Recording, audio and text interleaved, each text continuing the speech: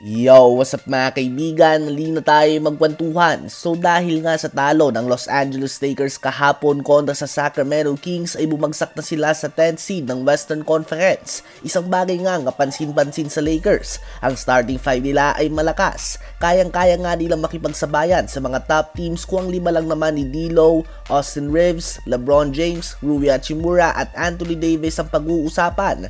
Ganun pa man ang bench nga nila ay halos walang ambag.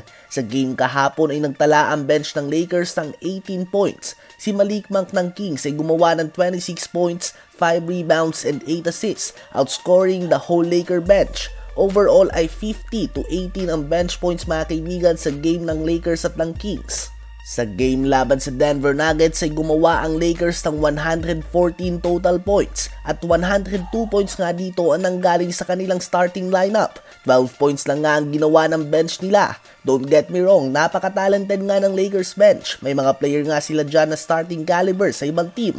Ganun pa man dati nga ay nasa bench nila si Austin Reeves at Rui Hachimura. At ang dalawang to ang nagbubuhat ng opensa ng kanilang bench.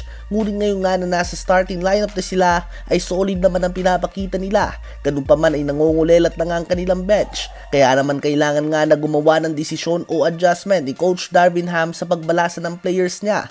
Dahil obviously ay may problema nga sa opensa nila sa bench dahil nagkakaroon sila palagi ng scoring drought kung saan gumagawa ang mga teams ng run. At kadalasan na ito na nga nagiging dahilan ng kanilang mga talo. Kayo ba mga kaibigan, ano ba sa palagay nyo ang solusyon sa palpak na performance ng bench ng Lakers? Ngayon ay tumungo naman tayo kay Karl Anthony Towns. Ang Dominican big man ay posibleng tapos na ang season matapos na magtamo ng torn meniscus ayon kay Shams and The Athletic. Out indefinitely nga daw ito. Ibig sabihin ay hindi pa tiyak kung gaano katagal na mawawala si Towns. Ganun pa man ay alam nga natin na seryosong injury ang torn meniscus at kadalasan ay isang buong season ang kailangan upang ipagpahinga lang ito. Sa buong season na ito ay 60 games na ngang nilaro ni Towns, missing only 2 games up to this point.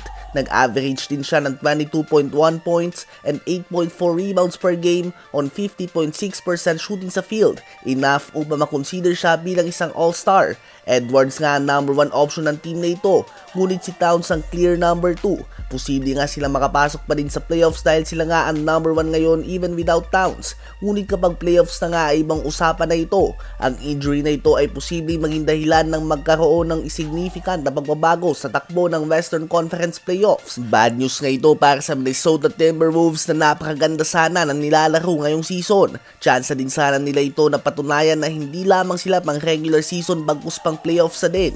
Ngunit without Towns, kung Mavs, Lakers, Jazz o Warriors man ang nasa 8 or 7 seed, mukhang kayang-kaya nga sila nitong talunin sa isang 7-game series. Ano ba ang masasabi nyo tungkol dito?